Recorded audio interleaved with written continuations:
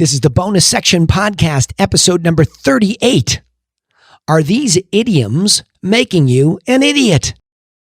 Are you the type of person that knows you are meant for something greater in this lifetime, and that somewhere inside of you there's this bigger version of yourself just trying to break through? But in spite of all your self-development, you just can't seem to find the way up there? Well then, hey, you are definitely in the right place. I'm Danny Griffin, the founder of the bonus section and the host of this podcast, and a person just like you trying to learn how to live the most fulfilling life possible. Now, to help you take immediate action to get moving in a better direction to do just that, we're going to take all the notes from each episode and post them for a brief period of time at a link under freethinkingtools.com, freethinkingtools.com, in hopes that you will spend some time in thought and that these notes will help you go a little bit deeper and get a little bit more strategic about your life. All right. In this episode, I want to talk about, are these idioms making you an idiot? I know, harsh title, but I've got your intention. We're listening now. So the first thing that I want to just talk about is an idiom. I had to look it up because you sometimes assume that you have a technical definition of what an idiom might be. A figure of speech, a formulaic way of thinking is the way that, or speaking was what I was thinking about when I said this. So in other words, oftentimes, for example, an idiom might be something like spill the beans. Well, you're not literally spilling the beans. You're telling about something. You're telling a secret, right? But there are all sorts of idioms. There are thousands of them. And I'm not going to be here getting in a technical debate about what is and isn't an idiom. Let's just talk about a quick formulaic quip that oftentimes we throw out there. And we say it without really thinking about it because it allows us to communicate in an easier manner. In other words, there's not a lot of thought about what we're saying when we just grab these little formulaic speeches and we give them. But there are problematic ones that I see on a regular basis. And we use them and they're negative and we need to talk about it because I do believe they're making us idiots. So the first point here is stop saying, I don't know. Now, as a coach and a father of a lot of kids that are still in the school mode, I hear this all the time. And the truth is, my frustration for coaching members and kids is that they do know. They do know. They have been exposed to certain levels of knowledge.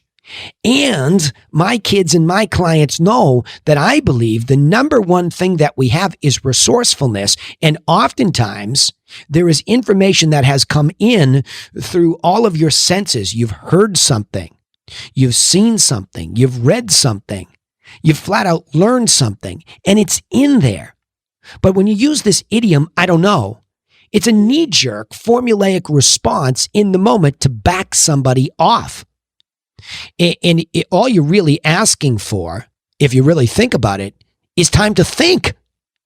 Think about that for a second. Some of the smartest people in the world spend an enormous amount of their time just thinking. And then when they think about something, then they go and read. I mean, you can hear Elon Musk make a reference to reading. He says, if you want to learn how to do something, just keep reading books until you know how to do it. And who does that kind of thing?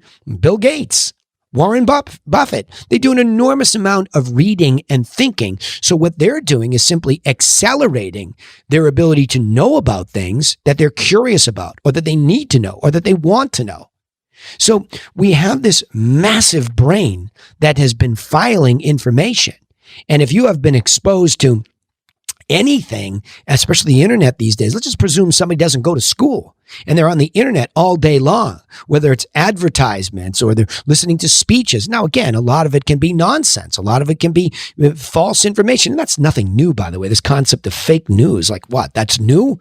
People didn't want to manipulate people way back when. They just did it, with spoken word. They did it with written word in the form of newspapers. Propaganda is not new. Right? So yes, there is a lot of information that has come into our heads that needs filtering as something that's not useful to us. But you certainly know, follow me?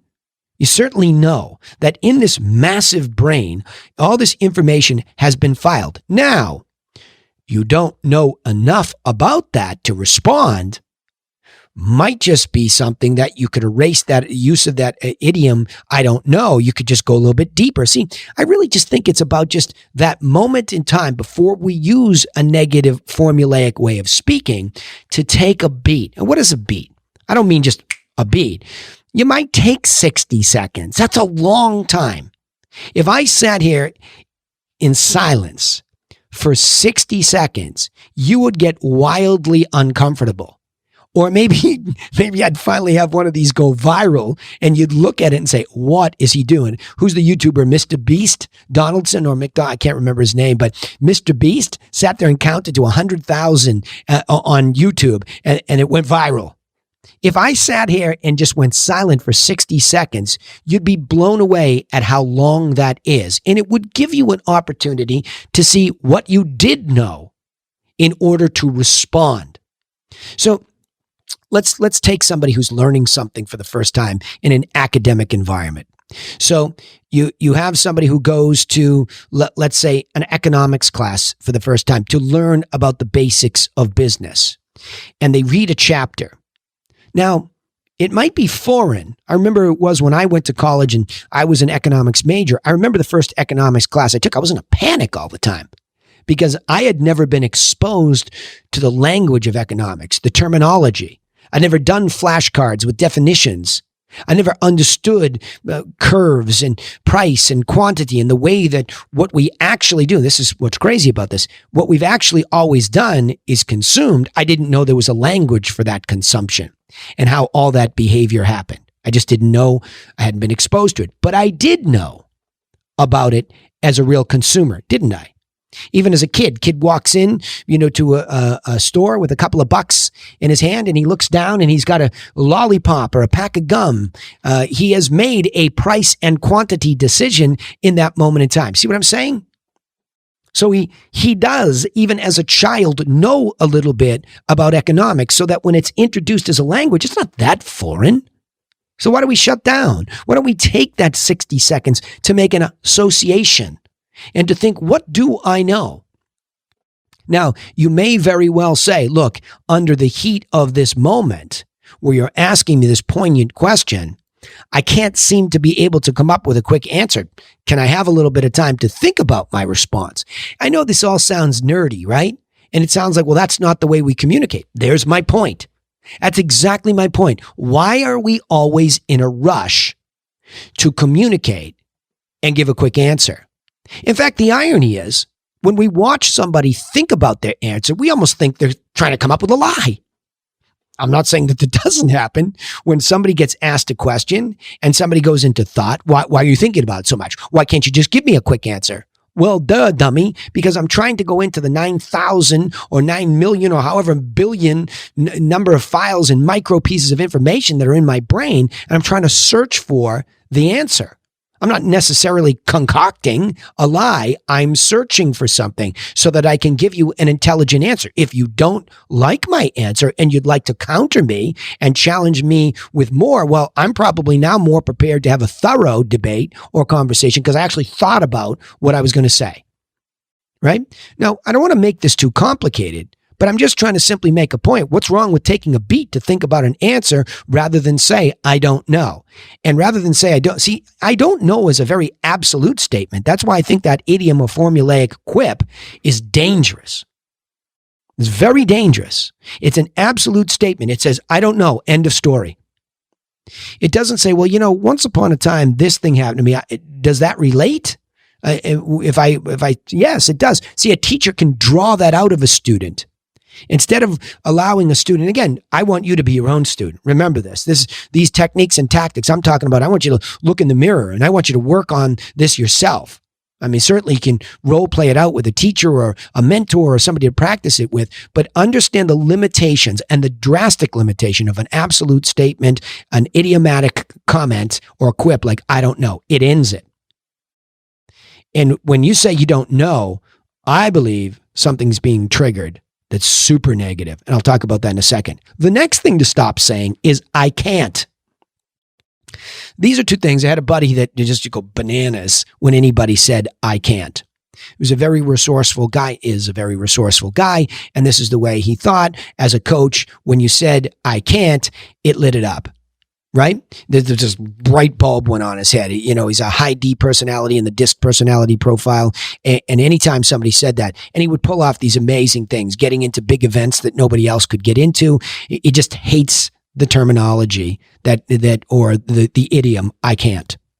And again, here we go. Another negative absolute statement that ends the conversation. It does not allow you to say, how could I? And I mean, how could I?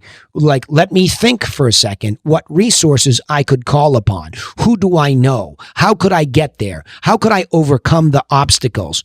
What tools do I have in my bag? What arrows do I have in my quiver right now to possibly be able to?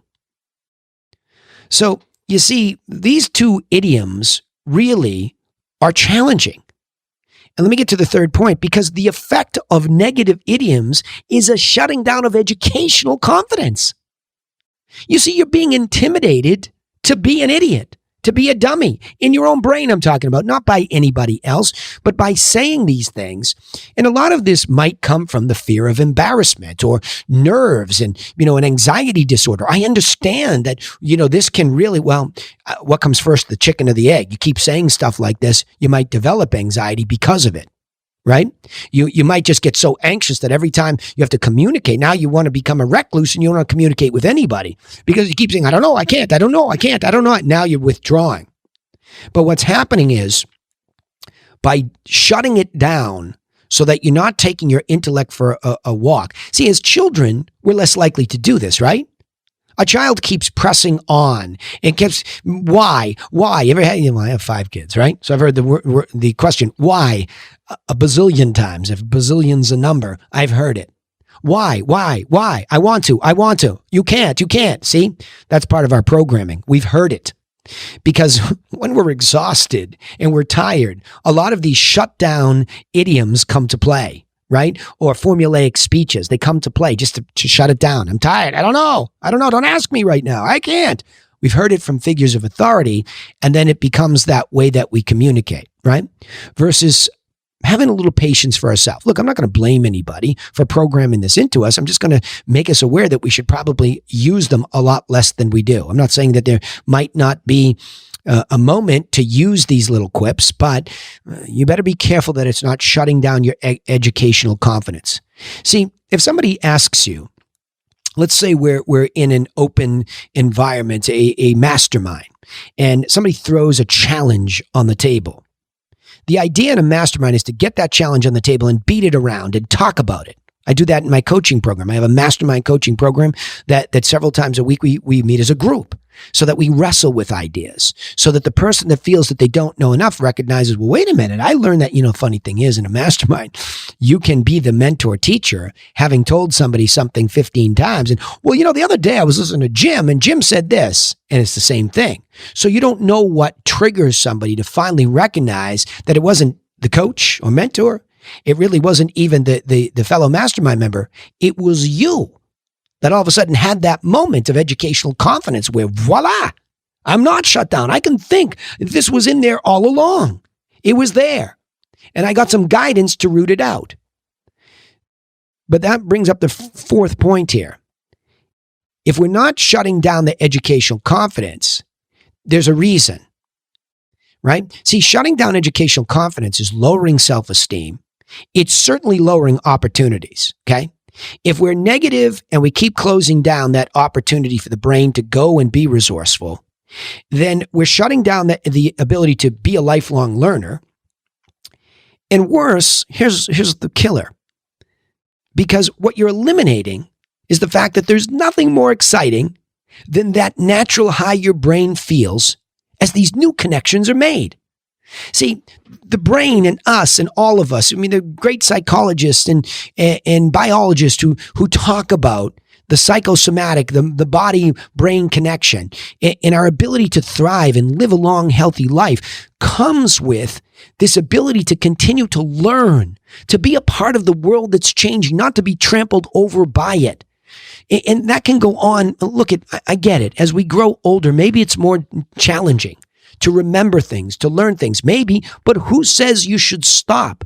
Maybe that great quality of life when you're in the formative years of your career and you're shutting yourself down, maybe you missed out on it because of this. You didn't allow your brain to make these connections, to give that speech, to do that interview for the job, to have somebody realize, wow, you thought through this. This is impressive. I like this. That tells me that you could probably grow more at this company. That tells me that maybe you could grow more as an athlete if we let you on the team. See what I mean? It comes in everywhere. But the minute you shut down that process of learning, you lower your self-esteem and it goes from bad to worse. You go from being an idiot by making these absolute statements to downright depressed and withdrawn from all opportunity that could have been yours. Don't do that. So let me go back and summarize these points here, right? Question on the table. Are these idioms making you an idiot? And I defined idioms by just being these formulaic little quips that really, I don't know, is an idiom, because even though it might be exactly formulaically forthright, I don't know. It's not literally correct. You do know. You are resourceful. And the same thing with I can't. I'm not able to. Well, that's not true either. There are a lot of things you're saying I can't do that you are able to. That's why they're idioms, right? We're making a literal statement that's actually not true in either case. So stop saying both. The next point would be the effect of using these negative idioms is a shutting down of your educational confidence. And when you shut down your ability to learn, you shut down your ability to grow mentally, physically, and as a part of society. And that's just lowering your self-esteem, because now you actually feel like you're not capable. And that's a huge pillar of self-esteem. Nathaniel Bradenton's book, I believe, The 7 Pillars, or I forget how many pillars he talks about, but I'll never forget self-efficacy being one of those things. That means I'm capable. I can. And yet you're saying, I can't. So what do you think's happening to your self-esteem? It's collapsing, right? So the effect of these negative idioms is a shutting down of your educational confidence and a lowering of your self-esteem. And what you're really denying yourself is the last point. To recognize that there's nothing more exciting than that natural high that your brain and your self-esteem feels as new connections are made. I do know. I can feel my body changing as I say those and get excited. All right, let me stop and summarize it this way. An idiom is a phrase that typically presents a figurative, non-literal meaning. So even though you're saying, I can't, you don't literally mean it, you're just shutting down. Idioms, of which there are thousands of examples, are essentially a formulaic way of making it easier to communicate. However, there may be real danger in negative idioms such as I don't know and I can't, because they program the brain over time to stop trying to be inquisitive, resourceful, and ultimately serve to dumb us down and steal our confidence to learn and grow new and exciting brain wirings. All right, remember, you can take immediate action to get moving in a better direction, because we take all the notes from each episode and we post them over at freethinkingtools.com, freethinkingtools.com. Also, don't forget to subscribe to this podcast on iTunes, Spotify, or wherever you listen so that you don't miss out on any insights each time we upload an episode. We also post all of our episodes on our social media channels, so remember, you can turn on the notifications, the little bells and whistles for the bonus section, and you won't miss the reminders. We'd also appreciate it if you would share our content with other people just like you so that they get the help that they need and you join our mission of becoming a person for others. That's the goal here. Hey, thanks for listening, but remember, I sign off the same way every time. Nobody is coming for you, so go get to work on a plan for your own life, and I will see you in the next episode to help you do just that. Thanks for listening.